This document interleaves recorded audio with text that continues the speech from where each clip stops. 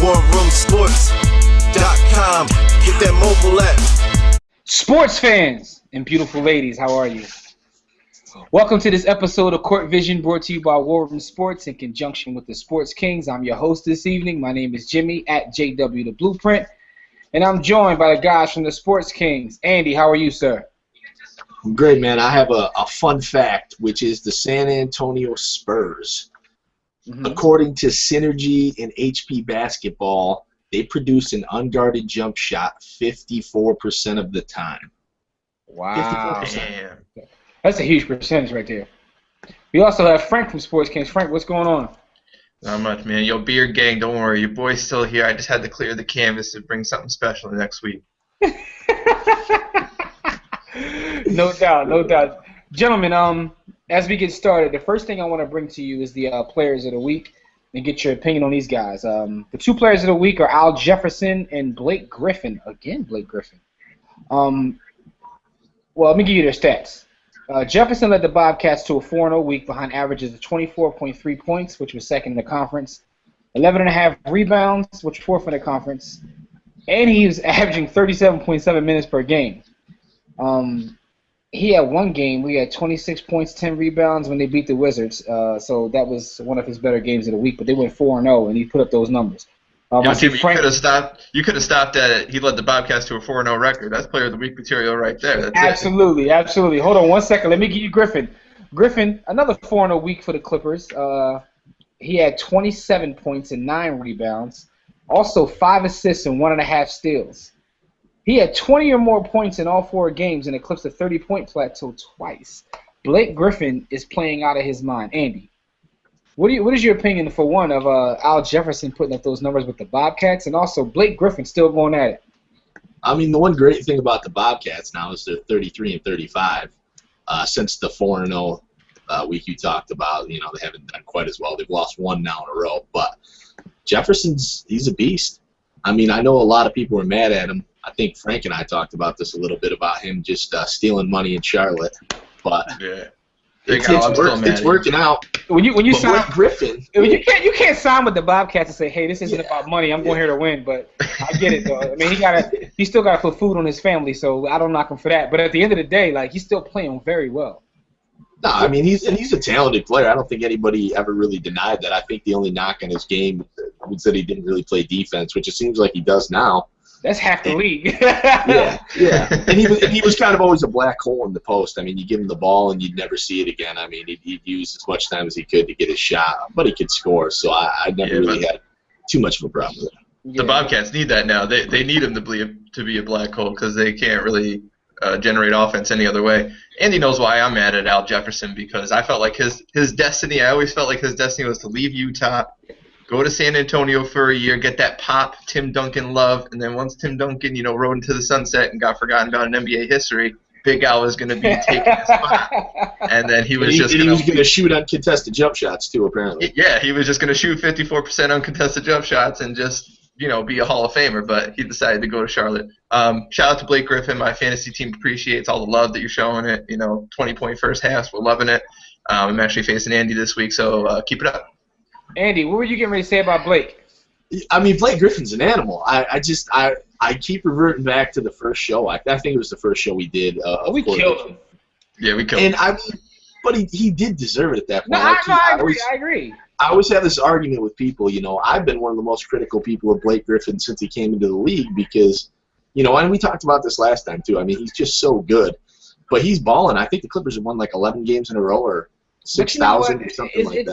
It's also a situation where a lot of times people don't realize, or they do realize and just don't care, that it's a long season. It's not a sprint. You know what I mean? So it's like he's going to have his ups and downs. He's going to go through things, but it is what it is. He's got it together. I think he's a player you would expect, though. If you were talking about guys who you think would start hot and maybe fizzle out, Blake Griffin would be a guy that would come to mind for me personally. I mean, you just think of a guy that's so intense. And they waste it all early. But he's not. He's like fine wine at this point. Not knocking Blake at all, because obviously it's impressive, but he's obviously benefiting from Jamal Crawford being out of the lineup, J.J. Redick, so they need him to basically be that second or maybe the first option. I would say Chris Paul isn't really your first scoring option. So I mean, they really need Blake to be that focal point because they have a lot of scoring out of the lineup. Nonetheless, it's still incredibly impressive what he's doing. It definitely is. It definitely is. I mean, it definitely is. So I mean, what do you guys see for the Clippers going forward? Are they legit contenders or what? I'm gonna start with you, Frank. Absolutely, I think they're absolutely contenders. I'm curious how San Antonio, because it's a long season. Obviously, they're regular season champs. That they've always been that way. I mean, I think they won 50 plus wins in 14 straight seasons. So I mean, this is not a shocker. But come playoff time, I think all those West teams, I think it's pretty much up for grabs. I give Golden State a chance too. I think it's 5 or 6 deep of anybody that can come out of the West. Wow. Okay, Andy, how about you? What do you think of the Clippers? I mean, I agree with what Frank said about the West in general. But I if I do remember correctly, I had the Clippers coming out of the West. So yeah, let me tell you something. Andy, I actually picked the Clippers and Heat in the finals, but to be honest, I didn't believe the Clippers really could do it. I was just throwing it out there because I didn't want to say OKC like everybody else. So I said the Clippers, but I don't even know if I really believed it. But, it's hard. I mean, I kept because I had faith in the Clippers last year too, and I thought being a guy, I watch a lot of Orlando basketball, and Redick played there, the first several years of his career, and I thought he was a good addition. And actually, partially what Frank said, I mean, it makes Blake Griffin have to take more of the load because Redick's simply a spot-up shooter. So I just thought some of those additions, and even some of them that didn't work out, I thought Byron Mullins was going to give him a little more off the bench, but. Yeah, they're a tough team. I mean, Chris Paul is one of the better players in the NBA. Blake Griffin's quickly become one of the best players in the league as well. So, Byron Mullins, keep getting that check. Keep getting that check. Don't let nobody judge you. Absolutely. Looks like B. Austin is trying to join us late as always. But it looks like he's trying to join us. But until he gets here, let's move on anyway. I want to ask you guys about Phil Jackson, the Zen Master, arguably the greatest coach in the history of the National Basketball Association, has decided to take a position with the New York Knickerbockers where he's going to run the team, not even moving to New York. He's going to run the team from an iPad. But I want to know what you guys think about that. Carmelo actually came out today and said that he's willing to change his game if Phil Jackson says that's what he needs to win a title.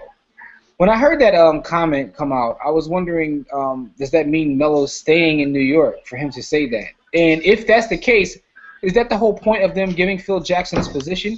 We had Rob Parker on a previous video. You can watch that, and he thinks that Phil Jackson is just stealing money.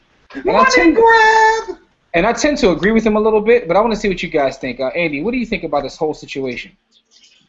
Honestly, first let me say something about Carmelo Anthony. If he stays in New York, it's for Al Jefferson reasons. He's stealing money. Like, there's no reason for him to stay there at this point. Pulling the big out. I don't get it. I mean, he's Phil steal money. He's going to steal some money too. Everybody wants their money. Maybe they can move Amar's contract next year. I mean, because it'll expire afterwards. But I just don't see it. And I think Phil Jackson, that's the funniest part to me, is the Knicks are so desperate that they're going to let, as Jimmy put it, Phil Jackson run the team from an iPad. On the West Coast. It doesn't even make any sense to me. But, I mean, Michael Jordan's co-signed to Phil Jackson. I mean, Jordan's always got to be in the headlines somewhere. So I saw a thing today about him saying Phil will do great things for the Knicks. Essentially, I'm paraphrasing. But, yeah, I don't know. I think it's kind of a weird move. And maybe Phil is just grabbing some money. Yeah. B. Austin. Phil put in a lot of years of work to be in a position where he can just get some money. So he's now cashing in. I like how the undertone of social media is like, oh yeah, Phil Jackson. They're about to be a playoff contender because of Phil Jackson because he has 11 rings as a coach. I'm like, general manager and coach are two different things, two completely different things. Not saying that some of the skill sets from being a coach don't apply, but I think that people are so far removed from what a GM actually does that they don't understand that this is not going to be a cakewalk by any stretch of the imagination for any human being. And so I just sit back and laugh. I think it's going to be funny, but he is getting like about $1 million a week. So shout out to him. I'm not even mad. Go get your money, Phil. All right, Frank, what do you think about the situation? I mean, I semi agree with what everybody said. I mean, I for one, am not going to just count Phil Jackson out because, I mean, of the legend that he is in the game, you know, as a coach. I mean, I don't doubt that he can be a good GM. That being said, I don't think Michael Jordan's endorsement is what you really want as an executive. So I don't know how well that's going to go. But yeah, I definitely think it's more of a PR move more than anything. You know, on James Dolan's side, I think it might work out because, you know, I think Phil might actually do a good job. But I definitely think it's a ploy to get Carmelo to stay. And, I mean, I definitely, like you, Jimmy, I agree from his quote. It sounds like it's going to work. I mean, kind of sounds like Carmelo saying in the future when we work together, which doesn't happen unless he stays in New York. Exactly. But, I mean, it's tough because, I mean, Carmelo Anthony, shout out to you, understands the first rule of life, rents due on the first. I mean, I appreciate that. Phil Jackson, too. I mean, my big thing is if you're going to throw 100, you know, whatever they're paying him, a lot of money at somebody, why would you not go and get one of these premier GMs? Why would you not go get Sam Presti from OKC or, you know, R.C. Buford from San Antonio? Why would you not just throw all the money at one of these guys? Because these guys don't make the needle move. What makes more news? Phil Jackson was leading off of all the sports shows for a couple days. If they sign one of those guys you named, does that happen? I mean, at the end of the day, that's what I'm saying. It's a PR move. You know what I mean? Your average fan probably doesn't even know who Sam Presti is. Exactly, but at the end of the day, everybody is making money here. I mean, here's the thing. Do you think that a lot of these owners, right? We all assume they want to win. Some of them don't care about winning. They care about making money. So when you make news like this, I mean, it's going to help the Knickerbockers in terms of you know, them being relevant. Carmelo may stay because he's going to steal money. Phil Jackson is stealing money. He's running the team from somewhere else. This is all. Everybody's getting paid here. Everybody's putting food on their family, and everybody's happy. Is it going to translate the wins? We have no clue what Phil Jackson could do as a talent evaluator. We know what he could do as a motivator and as a coach. He's probably one of the best ever. But in terms of like putting a team together, we just don't know. In the words of Kanye, we don't know. Like, you know, so we can see what happens. I'm not going to say he can't do it, but I don't know whether he can or not. But we'll see what happens. He's in a bad situation with New York in terms of what he has to work with. He doesn't have a lot to work with, but, you know, we'll see. Have we ever seen Phil in a position as a coach without a lot of talent surrounding him? Has there ever been a case where he's had to even be involved with bringing in major talent to build upon mediocre talent or mediocre? I mean, never. I mean, I really can't say that because here's the thing. You know, as much as people love Michael Jordan, at the end of the day, when Jordan left, the team only lost two fewer games. They only won 2 fewer games. You know, because people don't realize how great of a team Mike had with him. They just want to give Mike all the credit. But anyway, so Phil, even when Mike left, Phil still had a talented team. He had a couple years. Even with that team, though, they still had talent. I was going to say with Shaq and Kobe as they were growing, but they still were talented. Like, but at the end, but this has nothing to do with coaching, though. This is all about putting talent together. So even if you say that, Jimmy, but what I'm waiting for is say Phil builds this Knick team into a championship team. I'm waiting for him to pull the Stan. I'm waiting for him to pull the Pat Riley and just kick the Stan Van Gundy to the side and say, "I got this." We thought Pat Riley was going to do that again with Spoelstra, though, and he stayed and he chilled. Well, hold on. That coaching grind is serious, and I don't think Phil wants any parts of that, man. That's a serious. Well, I mean, he's not in good health. He couldn't even barely sit on the bench at his last game, and even beyond that, one thing no one ever brings up is Popovich did the same thing. Remember, Popovich was the GM. I think Brian Hill was their coach, and David Robinson got hurt. They lost all those games. We get the number 1 pick. Who's coming out? Tim Duncan. You know what? I'll name myself coach. And now he's an NBA legend. You know what I mean? Like, so. Yeah, it kind of worked out for him. It kind of worked out for him. But with that being said, we'll see what happens with the situation. I want to see what Phil can do. I don't put anything by him. I mean, you know, he's successful with everything he's done. You know, so we'll see what happens. Next question I want to ask you, gentlemen, though. Phil Jackson's old team. My beloved Los Angeles Lakers are terrible this year. I mean, it's brutal to watch. Kobe Bean Bryant, the old Kobe Bean Bryant, he's an old man at this point in NBA age, but he says he doesn't want any parts of D'Antoni, man. So my question is this. I'm going to start with you, Andy. What do you think about Kobe's statement about D'Antoni, and what do you think is going to happen out there in L.A.? The funniest part is when he said it, I picture he says it just like that. I don't want anything to do with him. Yeah. Didn't Kobe say that D'Antoni was his favorite player growing up? Yes, he did. Yes, he did. And it's just so funny, like, at this point, he doesn't want anything to do with him because, you realize that Mike D'Antoni is that bad of a coach. And in that roster, I mean, and Steve Nash is stealing money now, too, and he doesn't even care. Steve Nash is admittedly stealing money. Yeah, he came out and he said, yo, I'm stealing money. That's it. Yeah, that's fine because it's funny because I don't think people expected Steve Nash to say that. But back to Kobe, I wouldn't want to play at the end of my career for Mike D'Antoni either, or for what the Lakers are doing. And I think it's beneficial to both parties, the team and Kobe, if it ends, because they're going to be in a rebuild now. They're looking at a top 5 draft pick. I mean, what use do they have for that and Kobe? They're going to try to win again with a young guy and Kobe? Listen, I'm a Lakers fan, and I got criticized by all my fellow Laker fans when I said they should have let Kobe go. And I don't think they should have extended his contract. I got killed by my fellow Laker fans when I said that. Oh, you don't respect what he's done. But that's because most Laker fans just think they're going to win every year. I mean, yeah, but at the end of the day, like sometimes the hardest part in any NBA team is just moving on from your superstar player, whether it be Dominique Wilkins, Michael Jordan, Larry Bird. Like some people never recover from that. Mine always move on from me. You said who? Mine always move on from me. Yeah, I heard that. But I'm just saying, like, I think that was a bad decision because what do? I mean, you bring Kobe back next year. Who's Kobe going to play with? Like you said, a rookie. And, who else? I mean, Robert Zachary. Bazemore? There's going to be Bazemore. Like, this Bazemore's team right now, like, it's going to be think bad. Think about what you just said. It's Ken Bazemore's team. It's Bazemore's team. Like, Kobe's going to go out bad, man. He should have just left. Like, it's not going to be the way you want to see him. Kobe is going to be like Jordan with the Wizards, but he's still going to have a Lakers jersey on. It's going to be sad, yo. Yeah, you know what I love about Kobe is he's made the smooth transition to being that old man on the porch, just like telling all the kids to shoot. Yo, he doesn't care what comes out his mouth no more. Wow, he has nothing to lose at this point. His governor.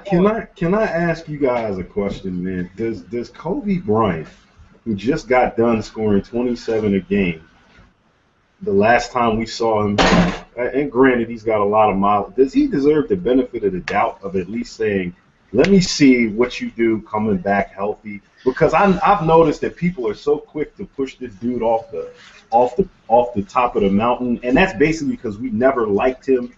Not speaking for myself personally. I don't think it's. First off, I never disliked Kobe. B. Austin, you dislike Kobe. That's one.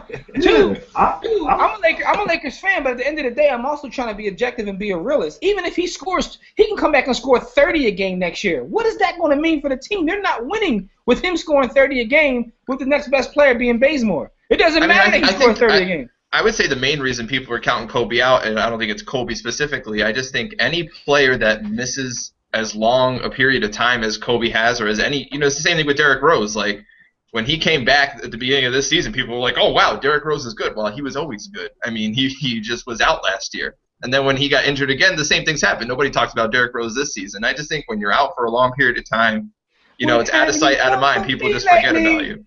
Ooh, yeah. But listen, even beyond that, though, B. Austin, it's like, we're talking about the Los Angeles Lakers. Nobody cares if Kobe scores 30 a game. It's about winning championships. It's not about Kobe putting up personal statistics. No one cares about that. And back to your original question, Mike D'Antoni. No one. I guess you're speaking of Laker Nation, Laker fans. I'm thinking of Laker Nation, but also the basketball. I hate Laker Nation. So when I tune into a Laker game, I'm trying to see Kobe put up 35 and cook and kill. I don't care about your legacy. I understand what you're saying. As a fan, I understand where you're coming from for the longevity and rebuilding your team, but it is Los Angeles now. Yeah, but here's my thing, though. We're talking about Jim Buss, my bad.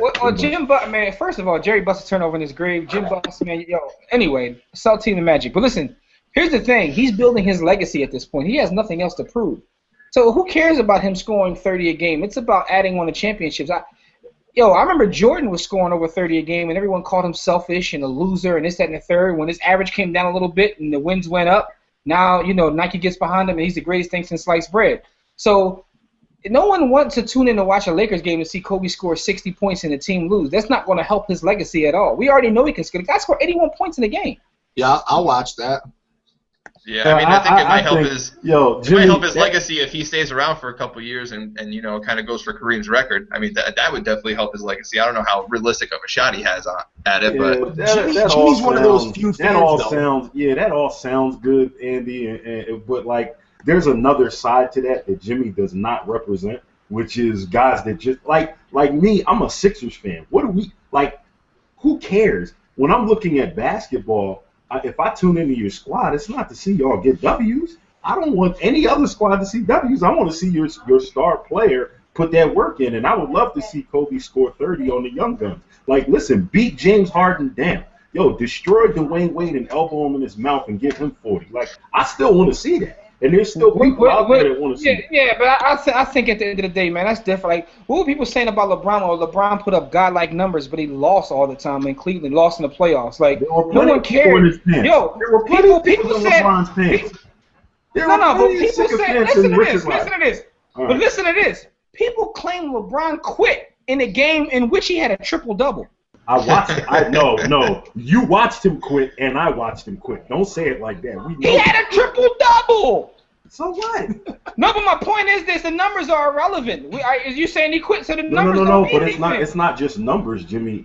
If you notice what I said kill the Young Guns. So it's not just numbers without context. It's him killing the other 2s and 3s in the league. And lose every game.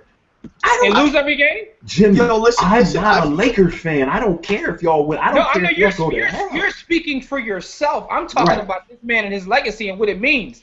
Right. Andy, what were you going to say, Andy? There's two sides to that, though, because I think you both actually have a point. I mean, I think real Lakers fans, there's a difference, Jimmy, between, like, most Lakers fans and then the things you're saying. I think, for me personally, most Lakers fans I hear think that you're going to have Carmelo Anthony next year and Pau Gasol's going to be, re-signed to some long contract. Kobe's going to be healthy. You're going to plug in a point guard. And LeBron James is coming in a few weeks after that. Just going to win 50 games. And then, there's you being realistic, basically saying I put on the team before I put on the players on the team. Absolutely. And that's fine. But what B. Austin, I think, is saying, and I agree to this to an extent, a lot of times if it's not a Magic game, I don't care who wins the game. I just want to see. I understand that mindset. Like, I understand that mindset because – when I watch other players play, if I watch LeBron or Durant play, I want to see them perform. I get that. But what I'm talking about is this man's legacy because at this point he has his championships. He's done everything he's going to do. He's building upon his legacy. And unless he's going, like Frank said, for Kareem's record, coming back on a terrible team to win, 20, 30 games, you're embarrassing yourself. Like, no, I don't. Jordan put up numbers with the Wizards, but when we talk about Jordan and the Wizards, it's always with a negative connotation. No, Jimmy. And a part of that is those fans that he set that high level of bar. But even we do it, B. Austin. I've heard you do it. We do it. We're afraid of Jordan and the Wizards. It's never in a positive. But within context, that's not true for me. Within context, I could have 2 or 3 different discussions about that. When I look at his body of work and I say, all right, I'm looking at Michael Jordan. But then when I say I'm looking at a 40-year-old guy who scored 50, yo, come on, man. The only other cat that did that was Kareem. Like, I'm looking at a 40-year-old dude put up 50 on cats, and I don't even care that it was all jumpers and looked like a YMCA game. Like, he put up 50. So there's context to that. He was still a top 20 player but that's my point. That's my point. Like, that's crazy. But my point is, even though he was a top 20 player, and if you look at it, because if he wasn't Michael Jordan, everybody would say, damn. But the fact of the matter is, when we refer to Michael Jordan and the Wizards, it's always as a negative. He's going to be like Jordan with the Wizards. Like, we even said it to start this conversation off. This is how we talk about Mike with the Wizards. Like, it's not a positive. It just isn't.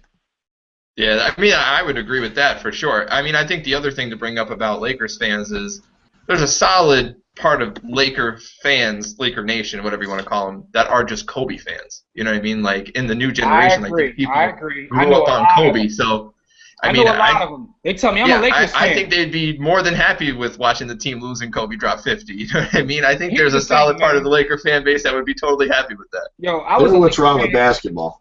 I was a Laker fan far before Kobe, and I was the one that said get rid of his ass because I root for the team on the front, not the name on the back. So I could care less. If Kobe leaves, F him too. Like, if you're not, so that's the thing. On the low, the only single players that Jimmy roots for is Magic and Luis Scola. So it's kind of like this is an unfair. It's an No, that's unfair not true. conversation. That's not true. I was a huge Shaq fan.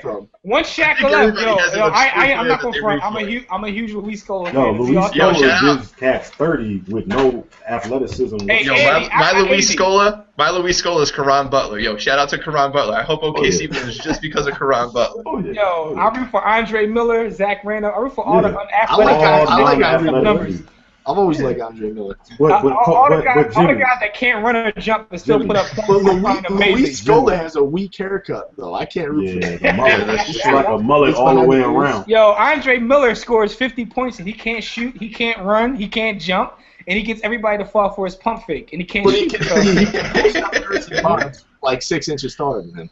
Yo, way back to the original point though about Mike D'Antoni. Yo, pack your bags, Mike D'Antoni. You're gone. Kobe wants you gone. Powell wants you gone. You're out. Go to Denver. He's a terrible human being as a coach, man. He's a good guy, but as a coach, he's a terrible. I don't think he's a terrible coach. I just don't think he can coach a good team. I think he's like that guy that like can get a bunch of mediocre players to play better than they should be, like this Lakers team right now. Even though this Lakers team is terrible, like if you watch a Lakers game, like they're always kind of in the game, except lately, like the last 5 games they've been terrible. Frank, I agree with you. I don't think he's completely terrible. I think he's just not a championship coach. He's a guy that can right. If he went to like Denver, went to Denver, they would score like 140 points a game, and like they'd be exciting. They would never contend, but if they make the playoffs and lose in the first round, that's what they would do. But it'd be he's that guy. He's that guy. Yeah, he's definitely that guy. I'm cool on D'Antoni. I've been disappointed so many times. I don't fall for the hype. I'm like, it's exciting to watch in the middle of the season when all the other games are boring, because you know they're going to shoot a long 3 with only 4 seconds expired off the shot clock into the possession. But I'm cool on that. Now let me ask you this. It's exciting to watch when you have a 28-year-old Steve Nash. Would your opinion of would your opinion of D'Antoni change? Would your opinion of D'Antoni change if he would have won if the Phoenix Suns would have won the championship they were supposed to that year against when they? How couldn't it? They would have won the championship. Yeah. When they got jobbed by the San Antonio Spurs and the referees. It probably would have, Frank, but I never thought that he could win.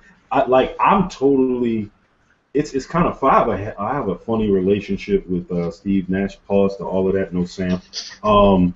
Because I thoroughly enjoy Steve Nash. Like, I really love to watch him play, but at the same time, I think he's one of the most overrated great players. He's still great, but he's super overrated because there's none of us on this panel that Steve Nash could check if we're all in shape. Like so that and D'Antoni's and getting back to D'Antoni's whole thing was, Steve, it doesn't matter. Defense is overrated. Just shoot the ball. Just pass the ball to everybody. We're gonna shoot. Don't worry. The only guy that needs to play defense is Sean Marion, and he'll defend the 1 through the 5 depending on the situation. Everybody else just shoot. Yo, Steve Nash, a.k.a. Danny Ocean, a.k.a. D.B. Cooper, because my man is stealing right now, and admittedly stealing. So shout out to Steve Nash, man. Can't knock the hustle, man. It is what it is. They wanted to pay you, yo, Jim Buss, go to hell. My man straight said on the documentary, look, I want the money. I want to prove everyone wrong. I want to go out on my terms. However, I also want the money. I'd be lying if I told y'all wasn't. When your name is Steve Nash, somebody's gonna give you the money too. It's ridiculous. Dude said there's a lot of people that would say I've made a lot of money and 9.7 million isn't a lot of money. I want the money. Yo. The worst part? The worst part is he could probably get another deal next year too. Yo, Steve Nash basically said, if y'all ain't talking about large money, what's the point? So with that being said, though, listen, man, somebody else out here stealing money, man. Andrew Bynum is out again. His knee is swollen, so now he's missing some more games. After he played his first couple games, he's back to stealing money. But my question is about the Pacers. I mean, the Pacers and Heat have struggled as of late. So I have a quick question before we get out of here. Do you guys think there is anybody else? Because everybody has pretty much narrowed the East down to the Pacers and Heat. Is there anybody else that can sneak in there and possibly win the East? I'm going to start with you, Frank. Yes, absolutely. And Frank, before you say anything, I want to put on the record that Frank is a fan of the Brooklyn Nets. All right, I now, am who's a your fan team? of the Brooklyn Nets. Oh, actually, as a fan of the Brooklyn Nets, I wanted to say this during the show. I like to welcome Darren Williams to the NBA season. You know, you can tell your boy Deron Williams, your twin brother that played the first 50 games. You know, shout out to him. Thanks for coming out. But welcome Darren Williams back to the NBA. I absolutely think there is, and I don't. I mean, I think the Nets could, but that's not my first contender. Oh, shocking. I think the Bulls could beat the Pacers in a 7-game series if they came down to it right now. I think the Pacers. As Andy shakes his head, but I'm gonna let you finish. The Pacers are really, really worrying me because they cannot generate offense, especially if Paul George is having an off night. That team is putrid offensively, and Joakim Noah can check Roy Hibbert absolutely, without question. So when it comes down to it, I think the two teams, I think they'd be very low-scoring games. I think they'd be ugly. My question to you is, how can the Bulls generate enough offense to beat them? That's my question. Yo, well, I mean, the Bulls can't score 40. Their offense is just as bad.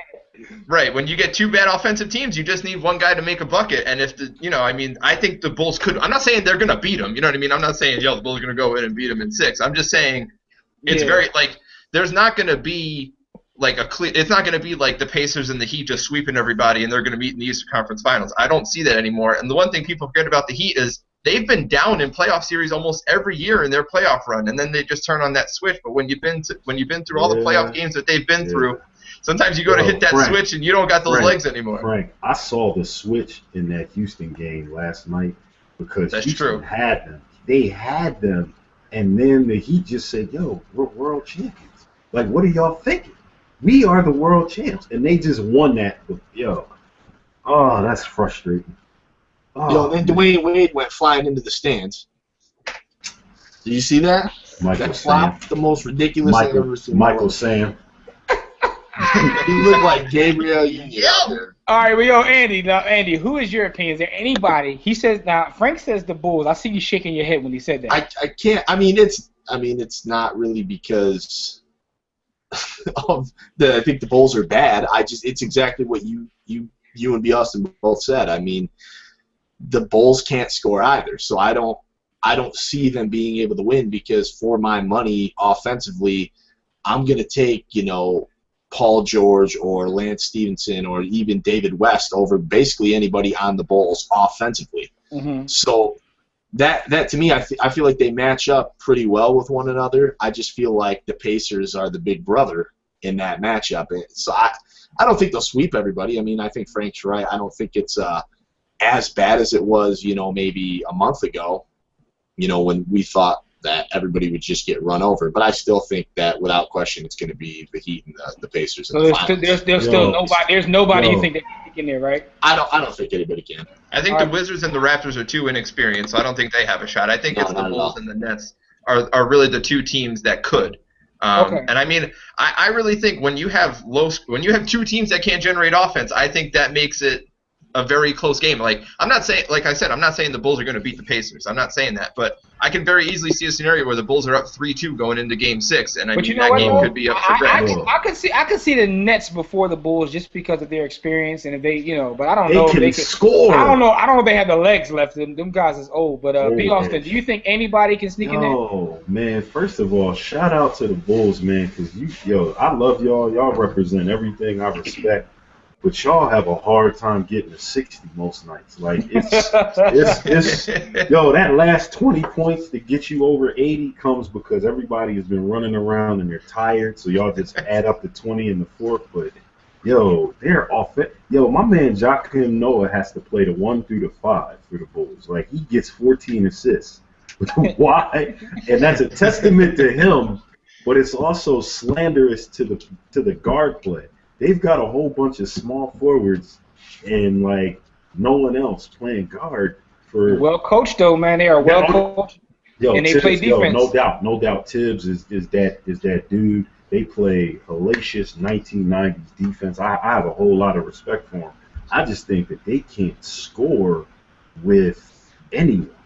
That's what makes the Derrick Rose injury and everything so bad because he was that guy that can create offense for other people and get his own offense, and that's what made them a contender. But without him there, They have my man Jakim stepping into his place. Shout out to DJ Augustine though. All right, so B. Austin, He's played very, very B. well. Austin, you went on a whole thing about the Bulls, but the question is there anyone who can sneak in there and compete with the Heat and the Pacers for these? No, the Nets have the players that would have been able to do it a half a decade ago, and the only reason that they can't is because of their age. Like, they're going to get 2 games, and then they're just going to be old and rely on Joe Johnson, who's maybe got some legs left, and that's it.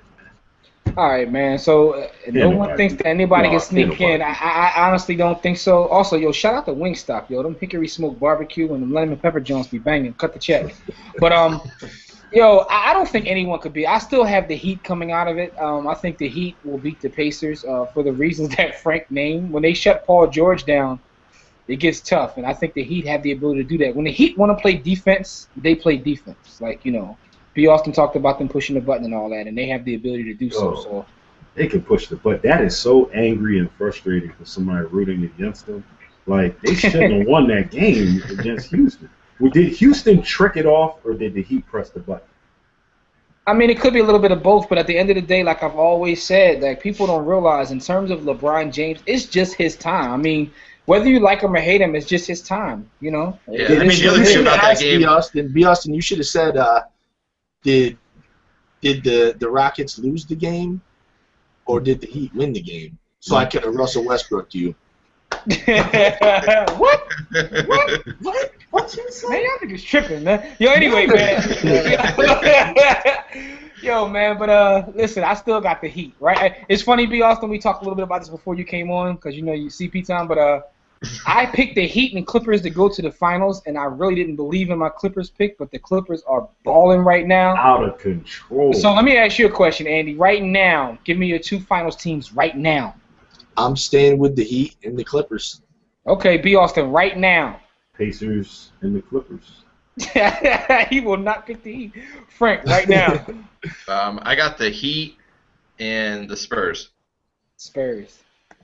That's like a safe pick, Frank. I just want you to know that. Like, it's like if they don't. I just said 6 teams could win the West earlier in the show. I'm picking the Spurs. Is that who you had to start, or did you have the Thunder preseason? I had the Bulls. I had the Bulls at the beginning of the year, actually. Oh, yeah, he actually had the Bulls. Him and Derrick Rose debacle. I had the Thunder, but the Thunder are a 3-man team. They're Russell Westbrook, Kevin Durant, obviously, and the African brother, and that's it. Yeah. No one else. I mean, I think they still have a chance. I think Houston's kind of gotten scared. I agree. There's a lot of scary teams in the West. I just think this is the Spurs' last moment. I think that finals last year just really rubbed them the wrong way. And Manu is balling, but Manu let me down. Yeah, well, how was Manu doing in the finals last year? He does it in spurts though. Like he'll ball for 2 weeks, and then he's 2 weeks of terrible because I have to pick him up and then drop him on my fantasy team every other week. Yo, man. Also, shout out to Dev. Dev is in Texas right now meeting with Mark Cuban, but he actually picked the Bulls to win the championship. So we'll see what happens there. Listen, if everybody watching this, give me your opinion on what do you think about the Clippers and their chance to win the NBA title? How do you feel about Al Jefferson stealing money? How do you feel about what's going on in L.A.? Also, New York. L.A. and New York. How about that? What's up with Phil Jackson, Carmelo Anthony, and the whole debacle? And is there anyone in the East outside of the Heat and Pacers that could possibly sneak into the NBA Finals? Give us your opinion. Let us know what you think about what we have said. Gentlemen, anything you want to say before we get out of here? Yo, I just want to tell the people, never, ever accept mediocrity and be steadfast. But go ahead, you're going to tell them that later. Yeah, I definitely will, Shout out to all the plus-size ladies. Listen, as we always say, don't accept mediocrity. Be steadfast in the war against ignorance, and we'll see you chumps on top.